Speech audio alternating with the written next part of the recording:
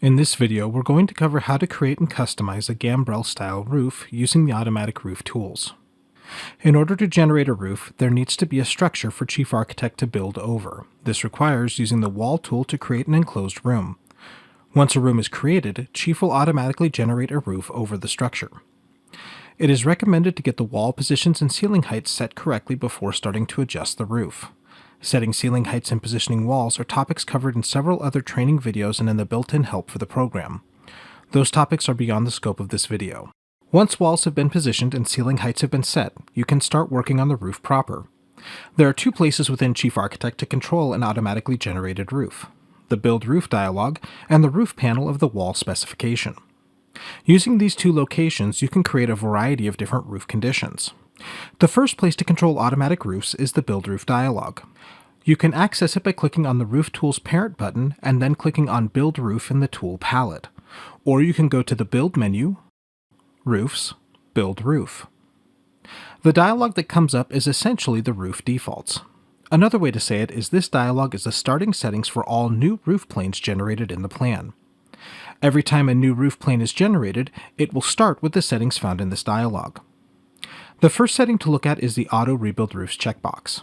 This checkbox is checked by default and makes it so every time you adjust something in the plan, it will automatically rebuild the roof to match the changes in the plan. This setting needs to stay checked if you want to have Chief automatically generate roofs for you.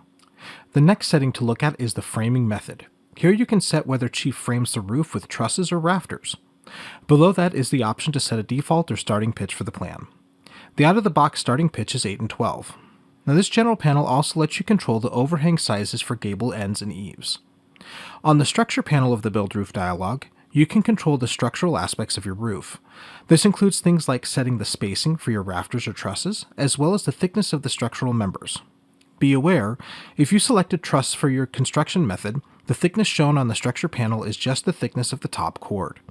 See the roof truss defaults in the built-in help for more information about controlling the sizing of your trusses. On this dialog, you can also set the size and depth of your ridge beam, if you're using a ridge beam, as well as your fascia and subfascia sizing. I'll go ahead and click OK to get back to plan view. The other place to control the automatic roof planes is in the walls themselves. Walls control how the roofs build over them. In this case, I want to build a gambrel-style roof.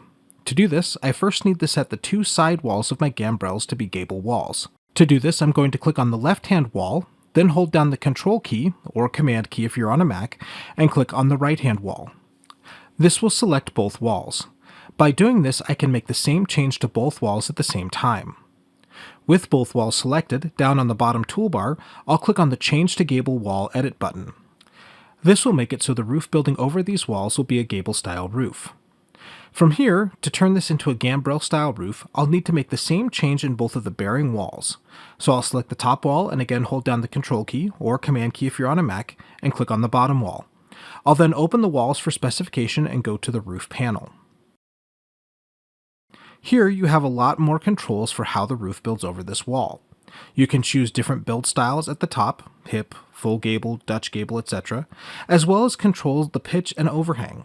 For a gambrel-style roof, we're going to leave it as a hip wall, but we're going to change the pitch from the default 8 and 12 to 16 and 12.